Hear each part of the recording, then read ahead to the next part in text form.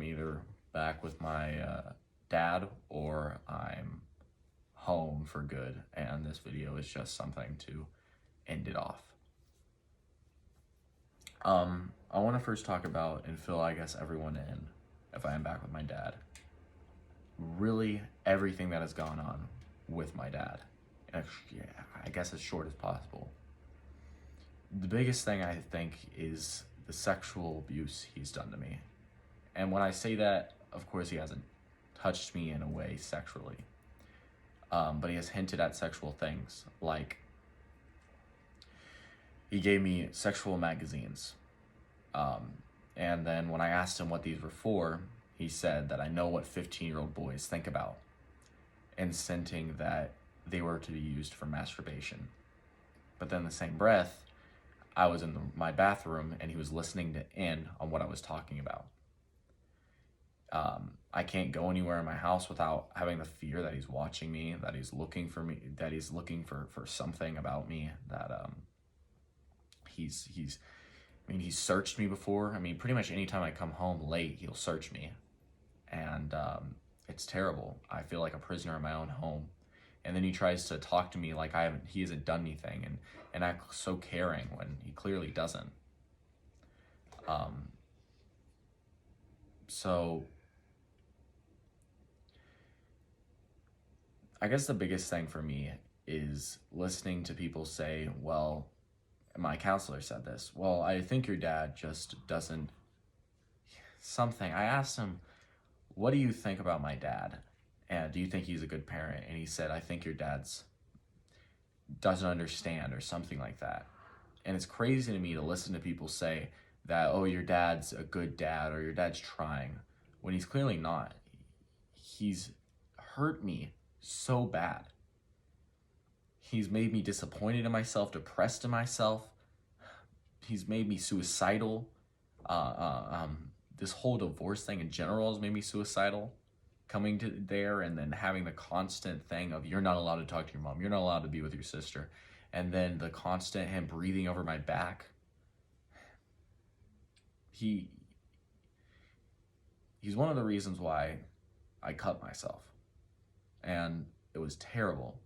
And I look back on it every day. I look back on the scars on my arm every day. I don't think you can see it, but every day. And I think that was a really low point in my life. At that point, I thought I was a disappointment to my father, and I thought there was no other place to go in this world, and it hurt really bad. And everyone around me thought he was such a great person, such a great human being, and that he cared for me and telling me, you'll get through it, you'll get through it. And every single time I would tell them back, but what if I can't? What if I can't get through it? What if I can't deal with this? What if he has hurt me to the point where I can't deal?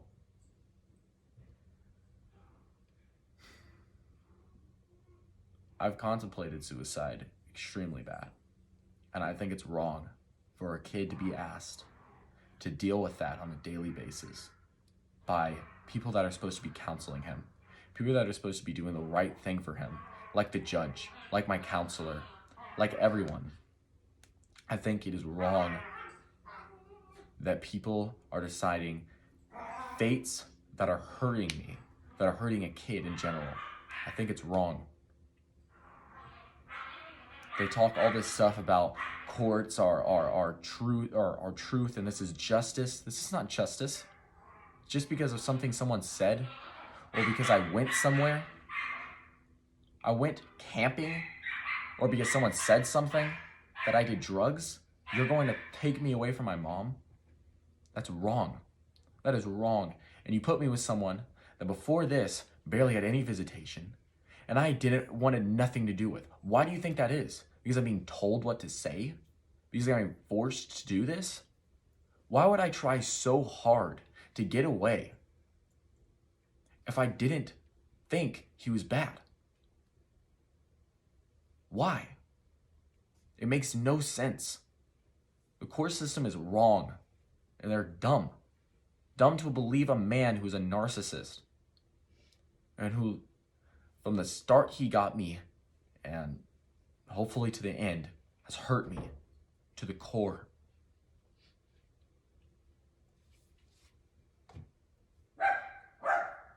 I'm disappointed in the people that have been in this court system, the people that have decided choices for me that are wrong.